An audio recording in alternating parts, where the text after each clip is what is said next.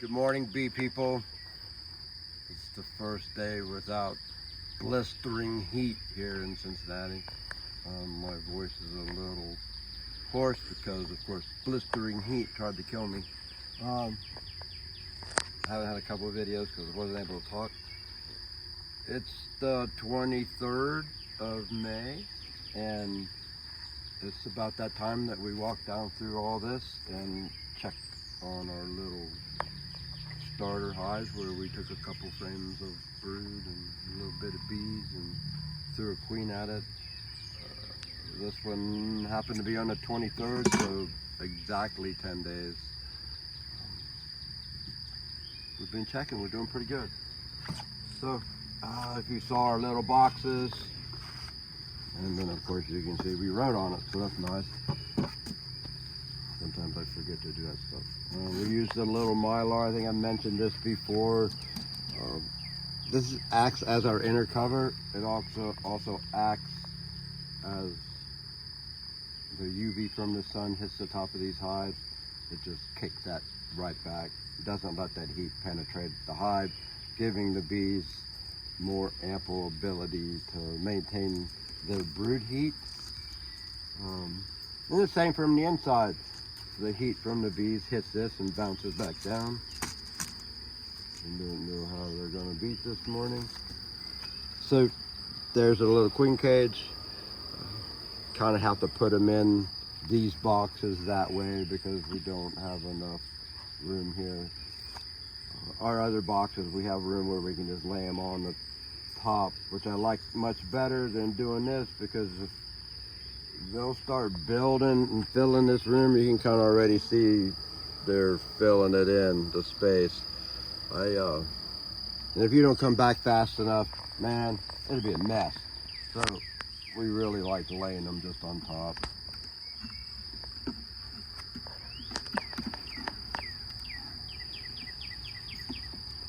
Some of these frames suck because we were running out of frames. So everybody says wax your frames. I've never had any good luck with waxing frames. So this was a foundation from last year. It looks like an acorn that no, it's not an acorn, it's a right cell. They just straight up didn't do anything with. You can see it. So I put some wax on it, made a block of wax and waxed it. We're gonna see. We've made quite a few of them. See if they even do anything with it. Generally, we just put new in.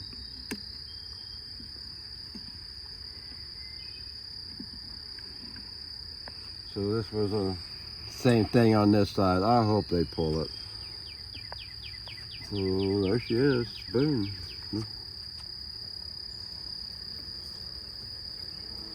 Little pink dot. So she's a Caucasian. This is mostly a little bit of pollen. Let me put my old man glasses on.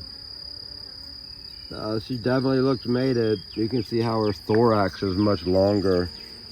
So it's elongated. She wouldn't be able to fly in this condition. She'd fly to the ground, that's about it.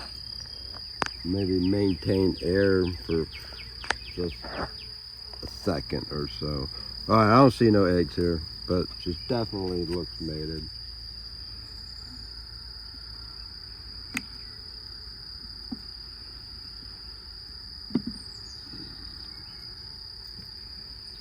Get my 50-cent cage back.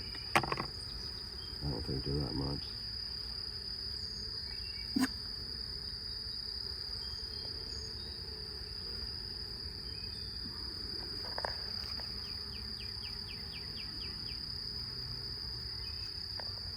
Alright, we have some eggs in here.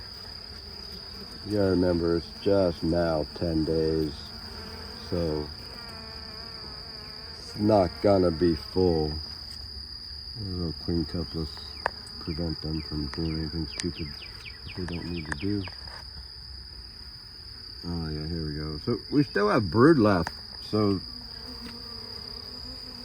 the virgin thing, when we start with some brood and we put her in, the timing of that after 5 days We knock the queen cells down, put a virgin in. 10 days later, we hope, right, that she's laying, and she is laying. And there's still some brood left. So if it didn't work, Robin's got a whole pack of virgins over here for the ones that don't work. We still have brood. And so we could do it again. We're just not out of brood. So the method that we're using works really well. Works great for us. It would work well for you too. Where if you just let the bees do their own thing, you wouldn't have any brood. So if you didn't have a queen come back, you're in bad shape. Oh, we gave them some nice frame of pollen.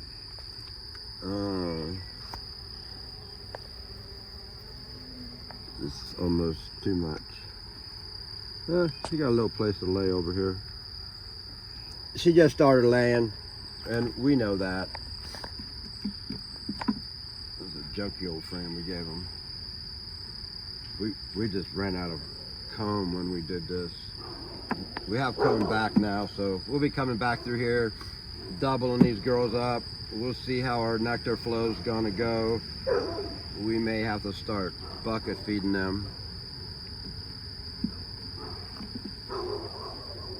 The dogs are barking that somebody's coming down the driveway. I like that. All right, so that was a good one. Yeah, we got a laying queen. What we'll do with these little boxes, and we have, I don't know, a lot of them. I think 140 some of them. We'll get them going, get our queens going. We'll probably have to put a bucket on them, start feeding them. We'll start giving them new frames. They're on order. We got 1,000 of them coming. So speaking of, I gotta find out where they're at. And then we'll double them up, push these things through winter. So it's the same method that I was speaking about, where you take your queen, insurance hive, requeen your hive. Once that takes place, you come back and requeen the old queen, and then let her build up, double this up, push them through winter. Here's your insurance. If both hives make it, you've got a rock and roll little hive, they'll give you another one.